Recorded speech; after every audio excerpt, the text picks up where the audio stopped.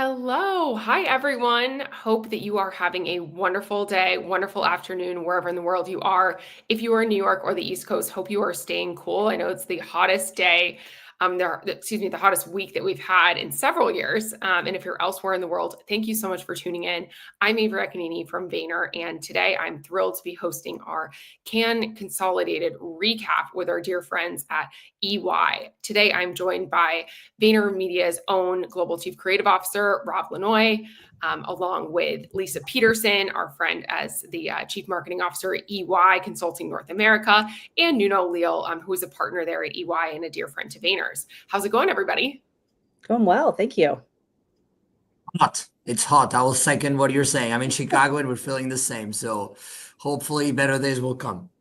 Yes, I feel like we're getting the global heat wave right now. Okay, so you were all at Cannes 2025. What did we think of Cannes Lion? Rob, I know you're a veteran of Cannes. So tell us how many years you've gone and what you thought about this year. I've gone too many years to count.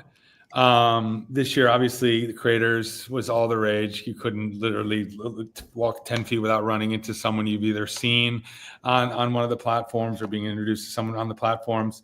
Then, of course, AI. AI was obviously close, if not on par with the creator conversation. I think we're going to get deeper into both of those as we talk. Those were obviously the two big things that were inescapable at Cannes. What did you think, Lisa? This was my second year at Cannes, so I'm a little bit of a Cannes newbie. I think the difference between last year and this year was pretty stark around the things that Rob mentioned. Creators were everywhere, and how you're thinking about this kind of new hub. Definitely AI has moved from this futuristic thing into truly useful. But I also think there was a lot of conversation this year. Last year, you heard all these words about hyper-personalization.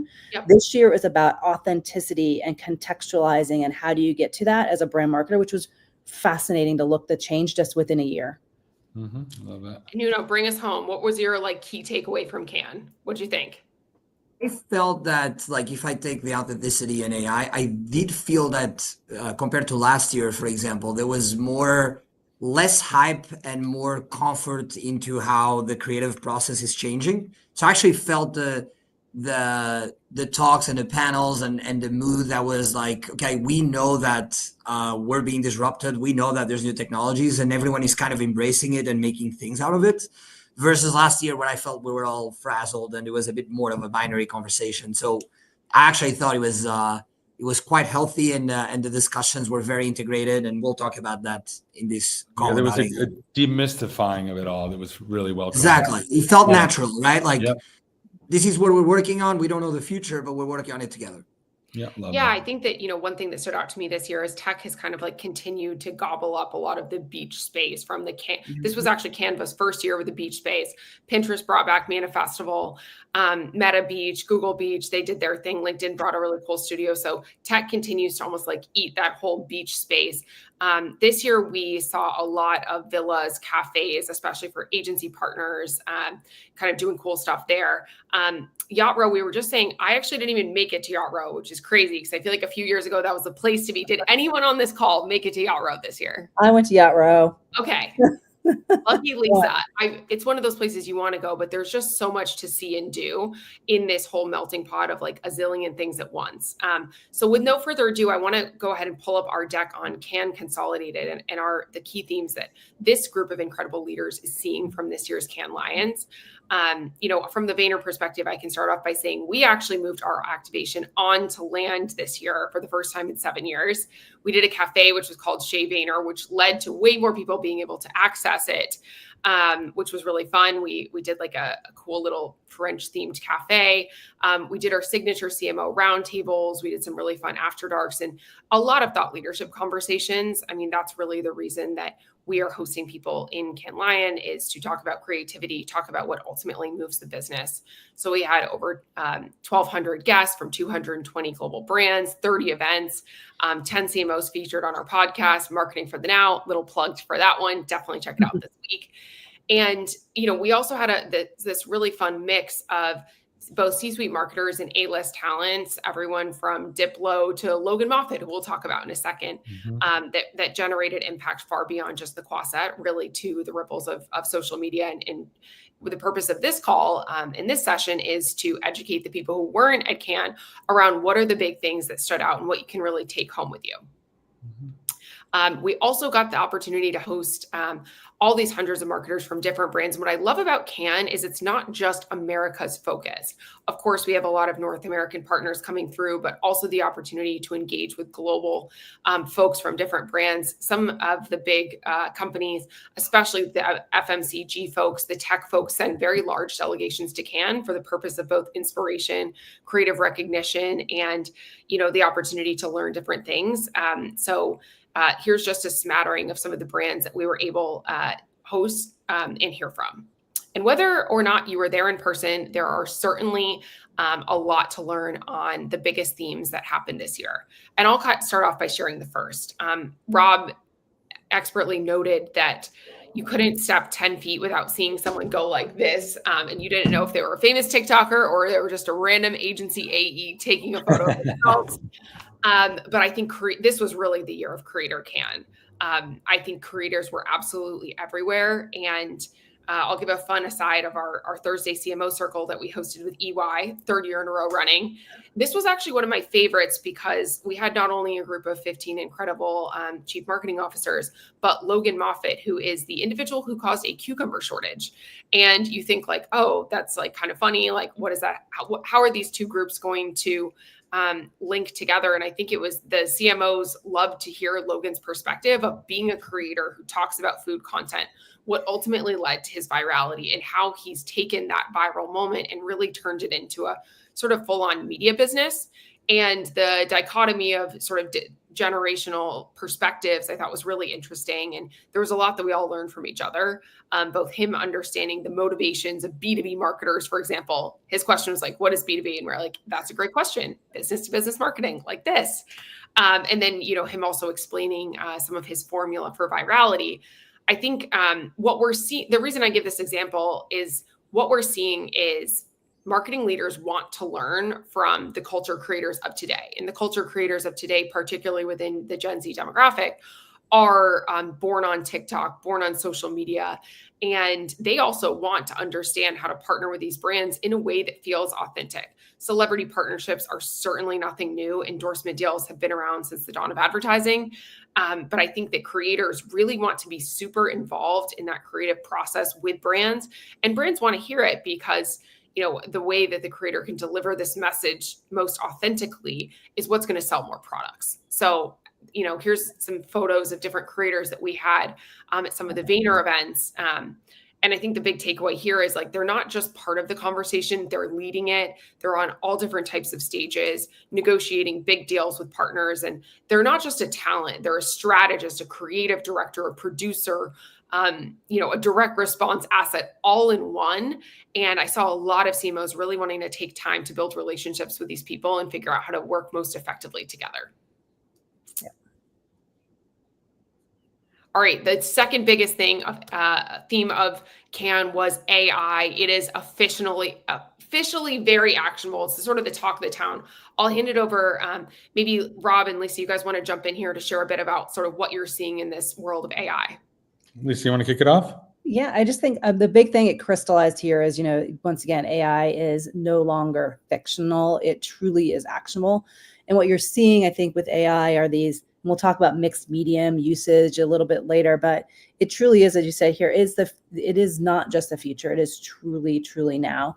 And what I was really inspired about is people understanding how do you use AI across your entire ecosystem to engage with your customers and clients. I mean, I know that we at EY are spending a ton of time with our clients talking about how do we pull that through, and one of the kind of key premises around how do you create the right customer journey by using AI and making it truly actionable. So it's gone from this kind of use case to truly useful, which is nice. I think full scalable is still what we'll probably see next year at Cannes, but it's definitely here. Love. For me, the prompt, right, is still going to be the thing. Humans having the insight, having the idea is still going to be the differentiating factor. I think the way I've looked at it is up until AI and the accessibility of it and the ease of use now, it's all our energy towards one idea. Right now, with the proliferation of AI, it could be literally that idea can translate into multiple different groups. So it's from all for one idea to one for all, and all groups and all audiences. And I was part of a Google exercise where they basically asked teams to use AI to create the impossible. And the way the teams used it was incredible. There was a reintroducing sliced soda, and they went down a nostalgic route, and they were able to execute an entire radio station, hit songs, something that would have taken probably humans like months to create. They did it in hours, right? Just incredible. There was another one where the insight and the thought was Gen Z is fearful they'll never have an original experience because everything's been done. And the team just took that insight and actually created thousands of different highly original parties, uniquely tailored to the audience's needs, which was absolutely amazing. Yeah, I love that. And I think I love, Rob, the point you made about the human side too. So a lot of conversations having about some brands really being cautious about where the creativity is going to be. And then how do you kind of think about still keeping the human at the center as you think about your brand and brand consistency around that one. So I do think there was a nice blend of those two. I love that. At the end of the day, it's going to literally supercharge imagination, allow us to dream bigger, dream faster, in a way that we could never do before. So I'm insanely bullish. Love. Yeah, there's that little image of the Meta glasses. I'm not sure if anyone got the chance to check them out, but I thought they had a really smart demonstration. They were also at our cafe all week where they kind of explained that like you can read a menu in French and it live translates for you. Like some of these available today tools that are powered by AI, I think are really, really mind-blowing, to Rob and Lisa's point. And I think what brands are really craving is like, okay, like this is good in a theoretical. How does this make sense for me today in my marketing efforts? How can I use this to make consumers' lives a little bit better? I personally wish I had those glasses the entire week I was there. Seriously, they are so useful. Yeah. Soon. Translating French at the restaurants. It would help. Yeah. It would help. My Spanish didn't do much good for me there. Yeah, I think another thing, just sort of on that note of translation, is that like lions are coming from everywhere. Every year we see a few countries really stand out, like New Zealand and Brazil always do very well in the awards. But I love Cannes because it also shows us that creative excellence doesn't belong to any one market, even though North America and the US might have the biggest budgets. Some of the most standout ideas do come from different parts of the world. And it's a really unique place that I think takes a special focus on cultivating from some of the other markets outside of North America. So I saw a lot of that, like whether it was like the Aussie meetup or like the British marketers or, the APAC groups kind of coming together because great ideas can be anywhere and scaled. I think, Cannes also a great place to go walk the work and really understand some of these ideas. Like if there's a viral campaign in our market, we probably see it. If there's a viral campaign in India, we might not see it. So I really appreciate that about Cannes. And I think that's a continued focus of theirs as an organization. One build on that, Avery, and I think just kind of having kind of been at Cannes when it was just purely a festival of creativity, largely a bunch of creatives running around, kind of just drinking and partying up a storm, to kind of where it is now with clients and the platforms. Like, I think the dialogue around the work is everyone, right? It's clients and agency. I had some of the greatest talks with some of our client partners just about the work and where we want to take it. And I think it's become, like, with the risk of sounding cliche, like a true creative partnership with our clients in a way that I have not seen in my career. And it's super exciting. And that's another way to look at ideas coming from everywhere, not just the creative department, not just the agency, but all of us together. Absolutely. I'm going to pass this one to you of sort of like how mixed reality is really starting to take shape and how we saw this coming to life at Cannes.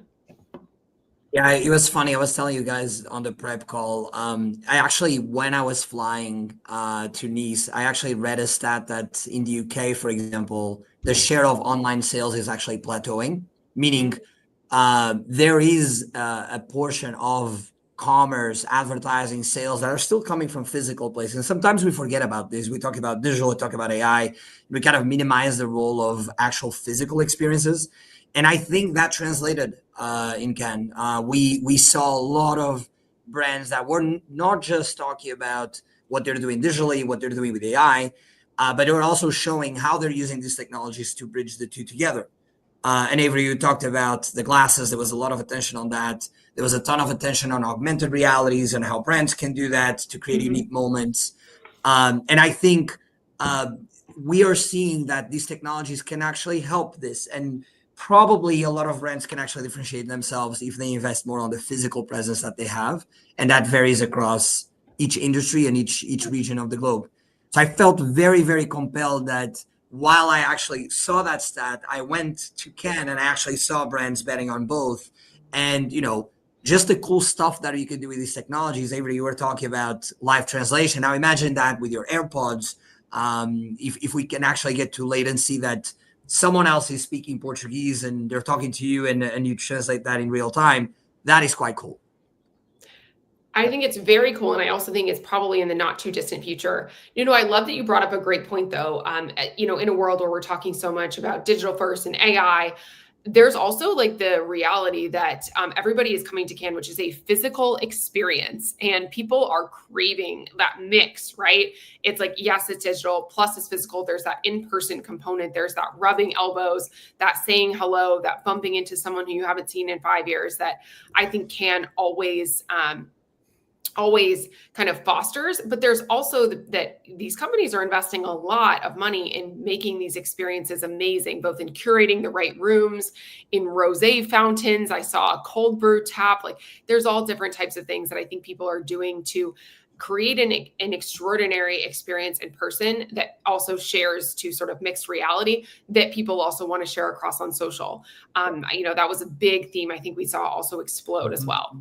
Yeah, Avery, I think it's a great point. I think it was HBR just came up with some crazy insane stat, and I won't have it right, but it was something like you're 33% more likely to convert something when you're in person versus not. And so this blend and this omni-channel of how do you pull all the goodness from digital and how you create and how you personalize into kind of the physical world becomes really important as we think about that connection of those experiences. I think people feel like I don't want to be disconnected. I want to connect, and that takes sometimes in person. It really does. One of the pictures that is on the screen right now is actually an immersive shopping experience, which to Nuno's point is a good example of sort of blurring physical and digital. As anyone who works in the retail industry knows, sizing is a big thing, right? Like I might be a size small in one and a size medium in another. That drives a lot of returns, especially when people are shopping online because you're not sure what size you are. Maybe you get both.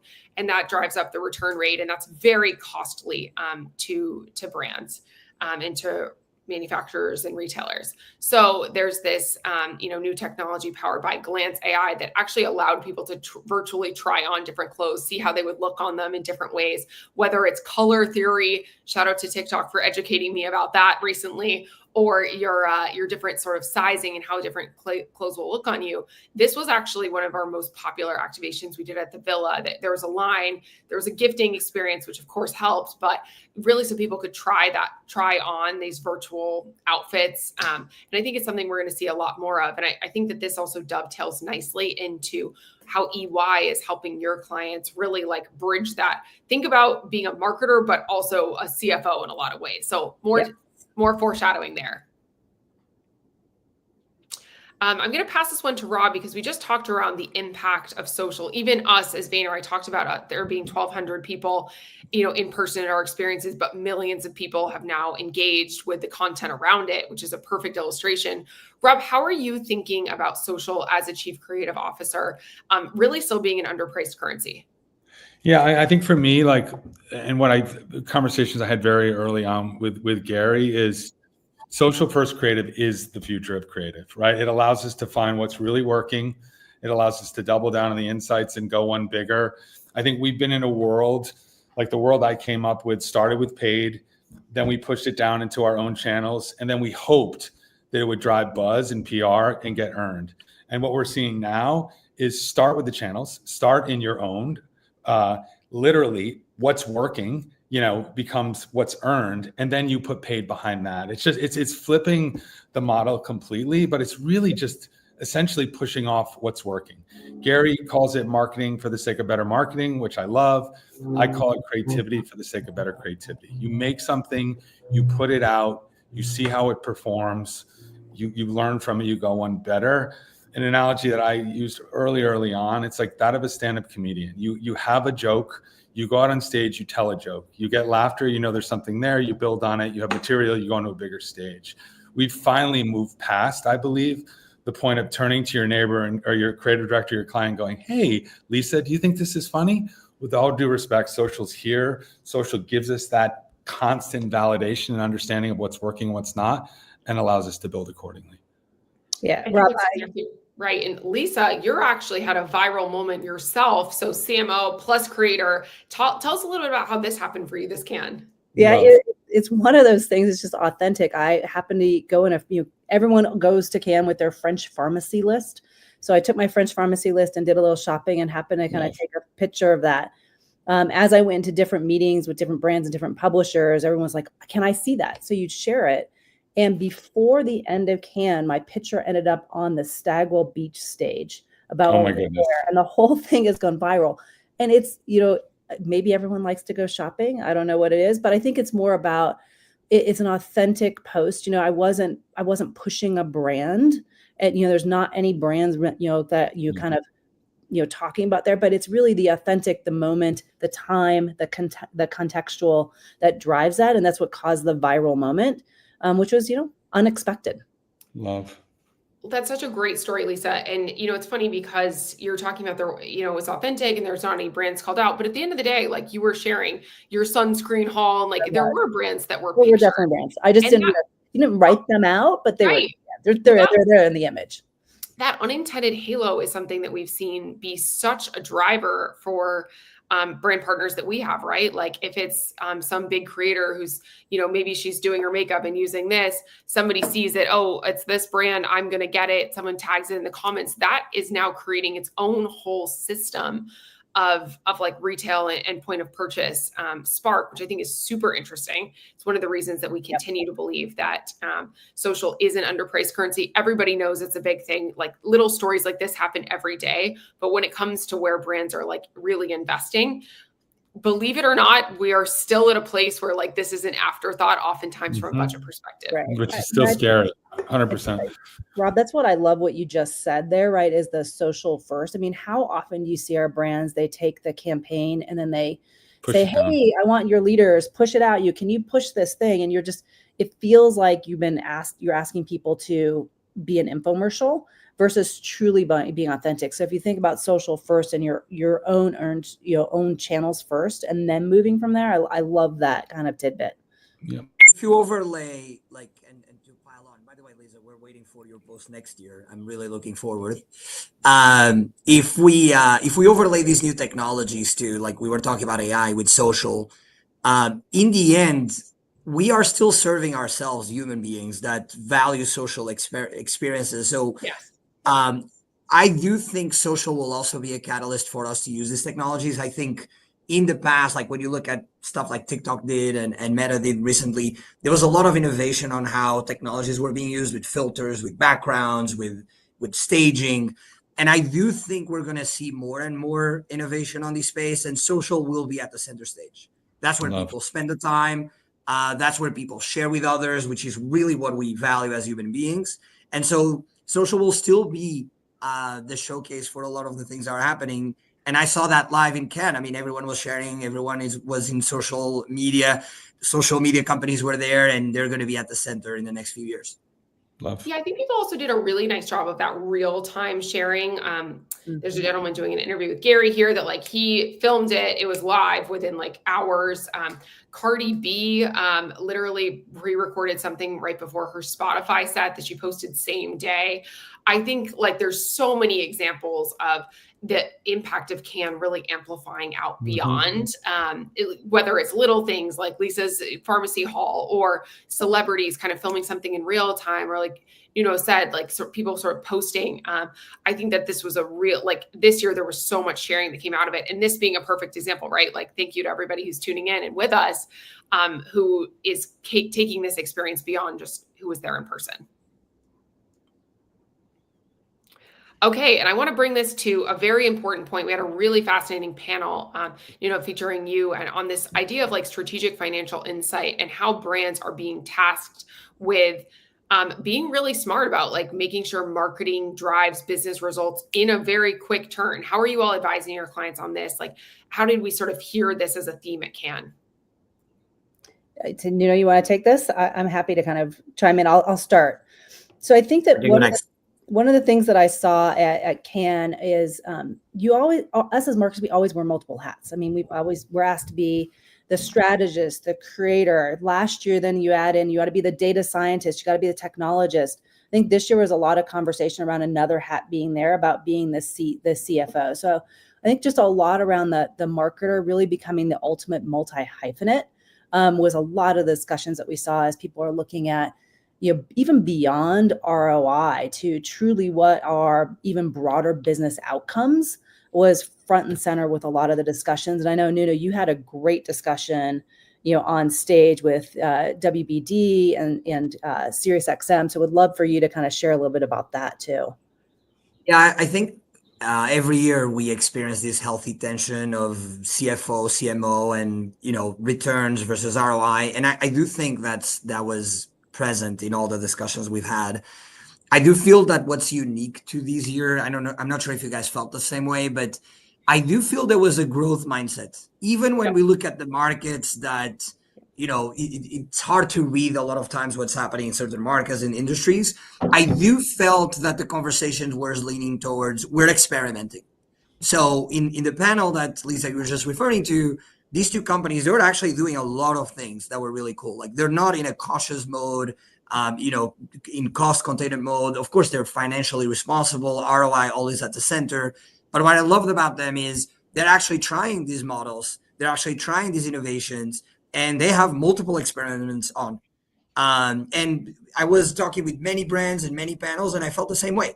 So I actually felt that from within the ROI world that we're all accountable for, that's marketing, I felt that the growth mindset was there from a financial standpoint, and people believe that we can reach more people, we can reach people better if we have new strategies and if we use new technologies. And I felt that a lot, and that's very positive. I think we all want to work in growth more than cost reduction.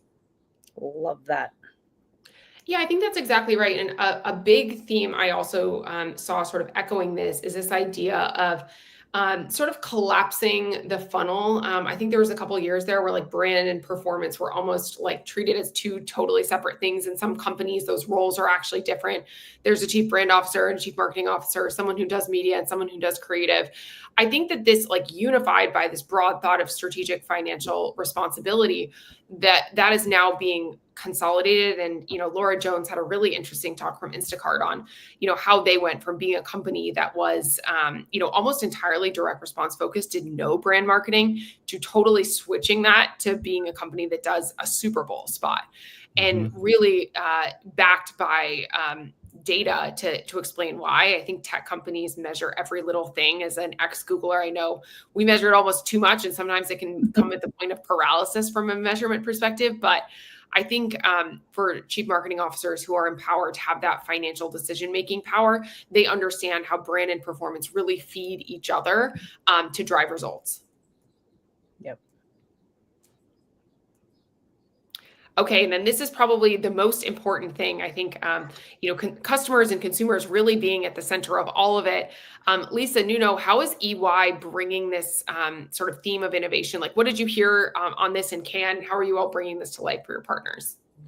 Yeah, I mean, we're spending a lot of time with our clients around how do you drive the customer-centric innovation and looking at it in kind of different hyper segments that are there on how you're driving it. So one of the things we do through kind of EY Studio Plus is look at how do we drive outcomes through a lot of these more integrated customer experiences. So it's the entire, we call it journey, call it from the moment you walk into a retail location, you're looking at a digital menu board, like what is it showing you? How do you staff?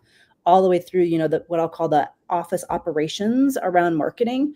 So you're seeing a lot of that we're helping our customers and clients with. Nuno, you want to add anything there? Yeah, I would add customer centricity is a buzzword that we use a lot, but I can't emphasize how important that is, especially going back to AI, where the actual process of a marketer, of a creative, of advertising will actually change. So a lot of times we hear, saving time or cutting this step, but in fact, the interaction model will change. I was in a session where someone was debating if websites will exist in 3-4 years because agents will be everywhere. So we will have a website. And that type of fundamental first principles thinking is actually putting the customer at the center. In that scenario, for example, what does customer want? Well, customer wants information. So do they actually need to go through a set of web pages to find it if the information comes to them? And if we don't think with the customer at the center, we actually don't understand the disruption that we can have in the ecosystem. So I would say that even if it sounds obvious, it's so important when you're rethinking what you're doing and evolving what you're doing, if you put what the customer wants at the center. And I saw a lot of debates around that. That was very enlightening. Great. Okay, so Nuno, let's unpack this a little bit so people really understand what you're saying. So the debate is because humans will not be searching the same way, accessing the internet the same way, companies might not even need a website because that information will be automatically served to them. Can you kind of unpack that? Yeah, I mean, I can go on and on this. I mean, just think about this. Think that you have an agent, 100%. So think you have an agent on your phone and, the agent sits at the top, sits at the OS. Whenever you have an information that you want, by the way, your phone has a lot of context about you. The phone knows if you're driving, the phone knows if you're walking, the phone knows somehow the mood that you're in, depending on what you're doing. And now imagine that agent taps into that in a privacy way, like that there's solutions for that. And it allows you to create a lot of actions where before you would have to search for those and you have to actually act on it in many steps. And now the agent can actually perform the actions for you or surface the information that you want to yourself. And the basic thing you can think about is, if you want to read the news, well, maybe now you don't need to go to a web page. You can read the news to the news that you're liking, to the type of the day that you want. And the same thing goes into shopping something where you can have an agent doing that. Right. So just think about that. If that's the future, a lot of companies today rely on web traffic. Will there be web traffic? Or are you going to connect your CMS into an agentic workflow or into one of these LLMs, and you're actually going to be providing that information on the back end, and the agent will be doing the trafficking? Just think about the impact of the entire ad impression industry from a web standpoint. And that's just like a little snippet of that. Like, how is it going to be the interaction that you have with an app if it's conversational, if you actually don't have tiles that you click on? Just start thinking about all of that. And the easiest way for us to think about that future and future-proof ourselves as brands that we advise as EY is thinking customer at the center. How do we going to solve this job, this action that the customer wants? And how is that going to change the process in the future? Okay, I can go on and on. It's pretty cool. So it's great. So one of the things that I started to see, and I'd love to get your kind of opinion on this, is this movement away from how can you design customer experiences without the screen? And a lot of it, I think, is what you were just saying, from search to answer. But, my guess is, in 2030, maybe a lot sooner, we're going to see a lot more about how you design these customers' experience without the screen in front of you, which will completely change how we as marketers operate. Yeah, I just want to give one example because I think we were talking about, Nuno, is like, it seems futuristic, but it's really not that far. So it's a hot day, right? You're in Europe, your phone knows it's hot. Maybe it knows it's 4:35 in Lisbon time, and maybe you want a lemonade, maybe you want a beer. It knows where you are. It's like, oh, like, do you want to pop by this? Like, hey, are you in the mood for a beer or a lemonade? Here's 2 places I recommend for you. That's a real thing that, like, people are probably already starting to see this in their phones a bit, but this is just scratching the surface of, like, when you have an agent who's responsible for, Nuno's virtual EA, who's kind of doing this for you, surfacing these in a way that you don't have to search on maps of where's the best lemonade near me on my way home. It's kind of coming to you directly. And that's the same for media as well. Like, You're going to think these pieces of news are interesting. Do you want to follow up? Do you want to, wish Lisa Peterson a happy birthday or whatever the case is? That's like reminders that are almost prompting you as a human to do different things, all based on how do we make that experience better for that human. 100%. And the content itself can be personalized. Like just think about the thumbnail of the news piece that is specific to you, Avery, and that's going to be different than the one that I see. And so you can actually extend the entire thing to what you're seeing is personalized. And like just think about the world where friction, when companies started making it so easy to transact online, how big of a difference that is. Like we hate friction. Right. A small setback on. Just imagine if a website takes 5 seconds to load, like you just throw your computer gone. out and you're done. Like just translate that into a world where you have agents doing transactions for you. Will you ever go back to an index and look for things? Like that, you just stop interacting. Yeah. So we're going to see the same evolution. I think the first companies to actually think customer first and translate that, they will actually make the right decisions now into what is going to be the future of the interaction with the consumer. We got a question in the chat of like, what was something surprising this year at Cannes? And actually my surprise is going to be that OpenAI didn't have a bigger presence, because I think there are so many brands and marketers who were like, craving this information, right? And craving working directly. Brianna has said she asked ChatGPT or Siri. I think the Claudes, I think the OpenAIs, there's so much like interest and intrigue of how do we prepare for this future, that my prediction for next year is we're going to see them showing up more, because we saw these point solutions. We saw the Meta AI glasses, we saw Writer, we saw partners like that, but not in this completely integrated way that I think people are craving. They're very busy, Avery. They're probably very busy. That's the thing. I mean, or they don't have humans there. They only have like AI agents. They can't go exactly. Or they're very digital. But I couldn't agree more. I think those platforms are at the center of everything we're going to do. I think we have to also lean in and bring them into the fold. But they're probably at the hottest seat ever that they could be. So, but I couldn't agree more with you. I hope we can see them next year there. Okay. Any surprising things from either of you as we sort of close this out? No, I don't think, I think that the only surprising thing I would say is there was a little bit around this one, right? I personally went and searched for, were there answers to this whole, how do you think about search engine marketing in a different way and the more answer engine? And that really, you didn't really get that quite yet. I think it's on the forefront of what we're talking about. But I think a lot about this around the authenticity that, Nuno, you were just talking about at the beginning, and the contextual relevancy and how that is really, really important, I think was surprising to me. I think the other surprise was, once again, it's only my second year, is you saw this massive melting pot of, it wasn't just the creators, right? You had creators, you had brands, you had technology, and you had a lot of that kind of discussion happening, which you haven't seen a lot of lately. So it was really interesting to watch that piece. How about I would say, I wouldn't say like surprising, but and maybe this is subjective, but I did feel that last year there was more apprehension to all the technology advancements. So we were still discussing what's the role of AI versus a human being versus a creative. And this year, I just didn't feel like it. I feel everyone was just working on new stuff. I felt excitement. I felt more growth than last year. And I do think that's a healthier environment. Most companies that I talk to, they're trying new things. Like advertising, for example, was an area that I heard a ton of innovation. Whereas, last year I heard more about what will happen to our impressions, what will happen to our revenue models. This year, I heard more about the kind of innovations they're doing with generative tools. And so the vibe, if I can say it, was growing, we're experimenting, and, the future will just get better. And I love that. I really love that about Cannes this year, and I hope next year is even better.